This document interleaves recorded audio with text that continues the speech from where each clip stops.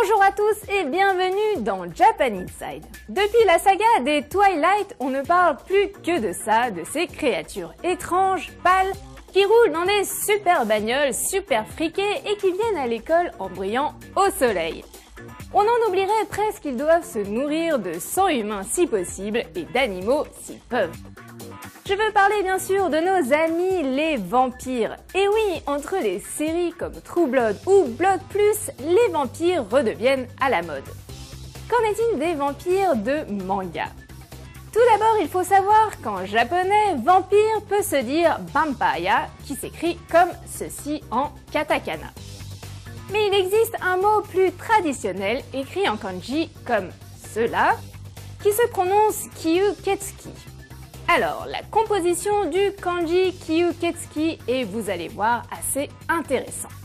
Car il se compose de kyu, qui veut dire aspirer, ketsu, qui veut dire sang, et de ki, qui veut dire le mal. Je crois que le message est assez clair.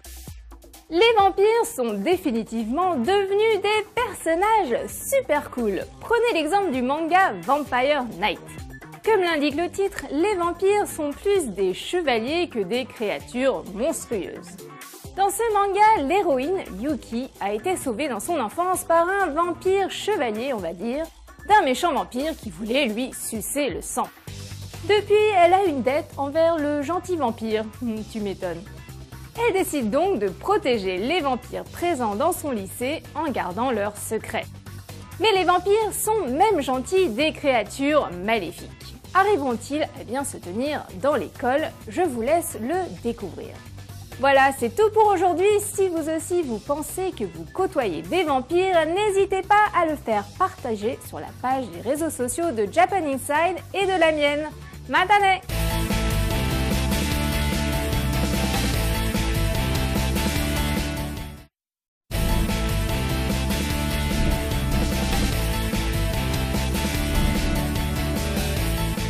Bonjour à tous et bienvenue dans Japan Inside. Depuis la saga des Twilight, on ne parle plus que de ça, de ces créatures étranges, pâles, qui roulent dans des super bagnoles super friquées et qui viennent à l'école en brillant au soleil.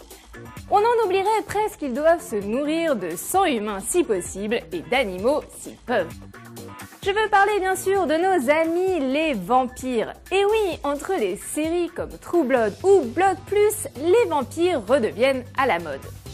Qu'en est-il des vampires de manga?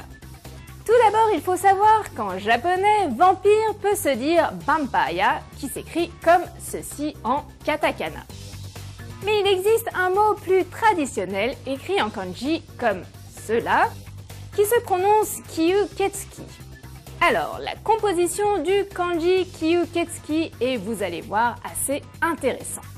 Car il se compose de kyu, qui veut dire aspirer, ketsu, qui veut dire sang, et de ki, qui veut dire le mal. Je crois que le message est assez clair. Les vampires sont définitivement devenus des personnages super cool. Prenez l'exemple du manga Vampire Knight. Comme l'indique le titre, les vampires sont plus des chevaliers que des créatures monstrueuses.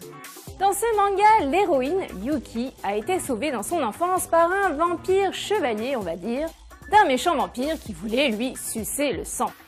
Depuis, elle a une dette envers le gentil vampire, tu m'étonnes. Elle décide donc de protéger les vampires présents dans son lycée en gardant leurs secrets. Mais les vampires sont même gentils des créatures maléfiques.